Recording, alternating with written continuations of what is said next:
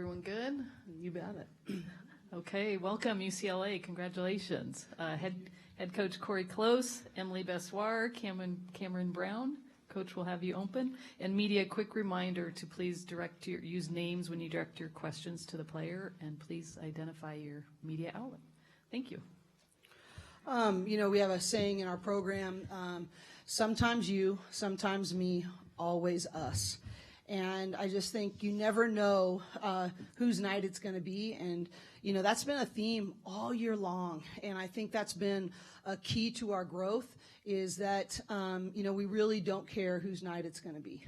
And, some might struggle. Well, there's someone who has that young woman's back. And I'm really proud of the toughness and the selflessness.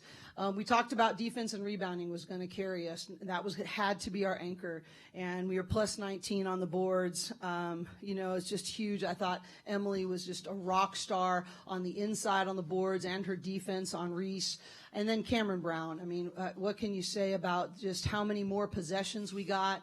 When we were executing together, how she was facilitating us. Cam had, 9 points, 6 rebounds, 4 assists. I just thought the teamwork and the selflessness was the key to this game. I thought our ability to execute both to start the game and to start the third quarter, forcing them to call a timeout. I think those were really pivotal momentum moments for us. But it really does come down to how tough were we and how together were we? And today we were the tougher, more together team. Thank you. Second row.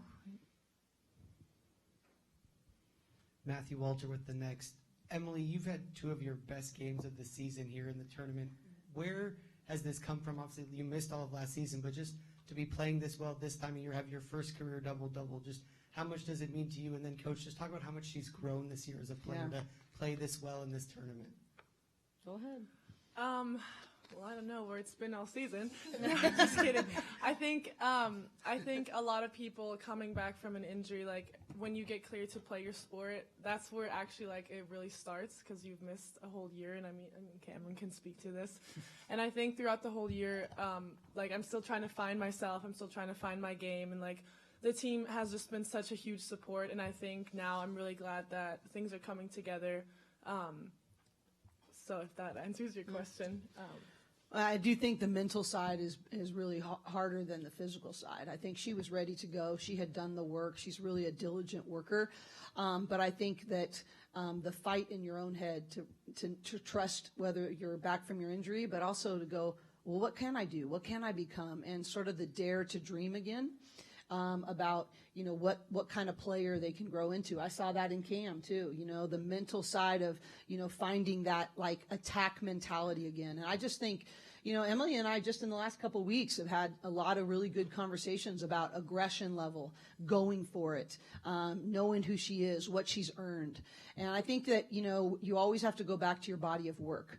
And Emily is really, really talented. And I knew that if she could fight through it mentally, she could fall back on her body of work. Front row.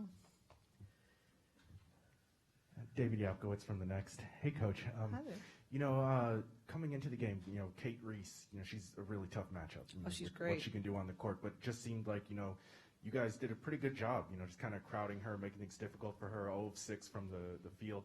Both Emily and Camryn here had possessions guarding her, threw a lot of different looks at her. Just kind of what was the game plan defensively coming into the game, and as it went on, just how did you see that implemented? Yeah, I think they deserve the primary credit for making all of her catches hard, but also our team deserves credit. That was the biggest shift we wanted to make from a month ago when we played them, was our guards digging in and making some of those catches. As soon as she started to dribble, we wanted to swarm the ball. And that was going to take different matchups. And that's where I really think the selflessness comes in, So that importance of if you were on Pellington or, Fields or someone else, that we had to be ready to not only guard them in their strengths, but then we had to give support on the inside. So that was the biggest adjustment we made, is that we brought much more help as soon as she decided to dribble the ball. And so, they first deserve the credit, but I thought our whole team was really tuned into how we were going to make things tougher for her. We watched the last several possessions of the game when they were at our place a month ago, and that they went to her and Pellington, and Pellington's so good down the tunnel, and Reese is so good when she's able to just sort of wheel and back you down, and we just had to make some adjustments to not allow them to get to that comfort zone. We'll go this side, and then we'll come right back here. Sorry. Tukin with the LA Times. Cam, can you kind of take us through that one play where Kiki just throws you the touchdown pass? So we were doing a press break, and I was like, okay, I know I'm going long, and then I went long. I knew they switched, so I was like, I don't think Kiki's throwing the ball. And then I look up in the air, and I'm like, oh, wow, it's coming. So I'm like, okay, I can't let her get the turnover, so go grab the ball. And then I was like, okay, I'm open for a layup. Let's go finish it. And got fouled, got an and one, and just had fun with that. And made her free throw. I did. Hey, I was proud. I think I was more proud of making the free throw after than I was the initial layup, but yeah. Go ahead. Emily, when Cam is contributing offensively, and really, I mean, she's always contributing defensively, but when she's having the kind of game she is, just how does that kind of energize the team and make you better as her teammate? Yeah, I think that play you just mentioned, we all on the bench, we were jumping up and down. I almost got lightheaded. But it's huge for us because Cam does so many great things, and sometimes the defense sags off of her, but she's a threat. And, like, when she runs and takes off or when she shoots her shots, we know she can make it, and we know she knows we have her back, and we know she has ours. So that just gets us fired up. But I also want to just give a shout out to Christine Iwala, Bryn Mastwich, who else was there? Lena Zontag. They're going to get a lot of the shine, but some of our ability to rotate and just get a couple minutes here, a couple minutes there, get a rebound here, make it difficult here, and just always being ready. I want to give them credit because you talked about Kate Reese. It was not only the guard help, but being able to rotate lots of different people. And we had a little bit of foul trouble for a short period of time, and being able to really trust them. And sometimes those minutes get overlooked, and I don't think we're sitting at the table right here without those selfless and productive minutes, especially defensively from those other forwards. Okay, front row. Thank you. Hi, I'm Grace Whitaker, Daily Bruin. For Cam, yesterday Coach referred to you as the team's quarterback. What is it like to play this role in the team, especially in high-stakes games like today? I enjoy it. I love putting my teammates in positions, in the best positions for them to succeed and for them to have success. So I think it's fun to be out there moving pieces, be like, okay, Riss just hit a shot. Let's see if we can get Riss another shot. Or M's hot, so let's see if we can get M a shot. I think it's just fun. That's, I think, where I thrive the most, being able to put some puzzle pieces together and solve problems. So I enjoy it, but my teammates really just help me shine. When they do good, I look good, apparently. So I just really appreciate them. In the middle there. Hi, PJ Brown from the Arizona Daily Star. This is for Coach Cori. Jade Lavelle went off in the first half. She's gone through a rough slump for shooting. What adjustments did you make on her in the second half? Because it seems like you guys came out and defended her a little bit differently. Yeah, we just tried to crowd her a little bit more. You can't just – she's so good at getting her mid-range or even the deep shot off on the sort of lateral glide. We call her a glide shooter. And we need to close that gap a little bit. Putting a hand up isn't going to do any good against her. You have to crowd her space. And she really wants to go to that shot. She doesn't really want to go to the rack. I think we just need to take up that space. And one of them happened in transition. So we needed to talk, and, it's not the matchups that you're traditionally on, but we needed to locate her quicker, and I thought we did a better job of that in the second half. Carlson, Daily Bruin. For Coach, back on February 3rd, you blew an 11-point lead to this team, and that was 3 straight games where you kind of had the game late and watched it slip away, and then obviously what happened yesterday. So how good does it feel to just finally kind of have one of those games where you have a big lead in the fourth and you just put things away? Well, I'm excited to see your headline from it, that we didn't blow another 11-point lead. So I think that the reality is that as painful as that 3-game stretch was, it really did teach us a lot. And we've referenced it a couple of times in really pressurized moments. And we talked about 2 things, and they're the 2 things that really cost us the game, is guard rebounding, defensive rebounding. That's what hurt us in that first game.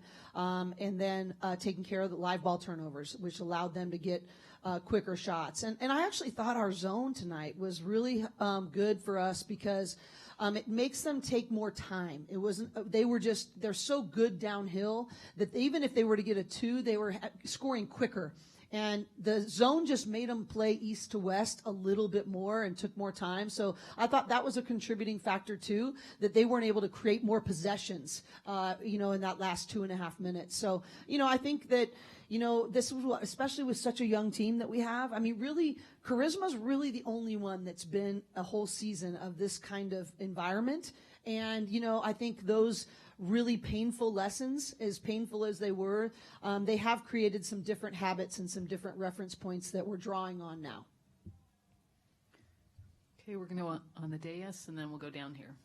For both Camryn and Emily, just what did you guys feel? This is David Kelly, News 4 Tucson.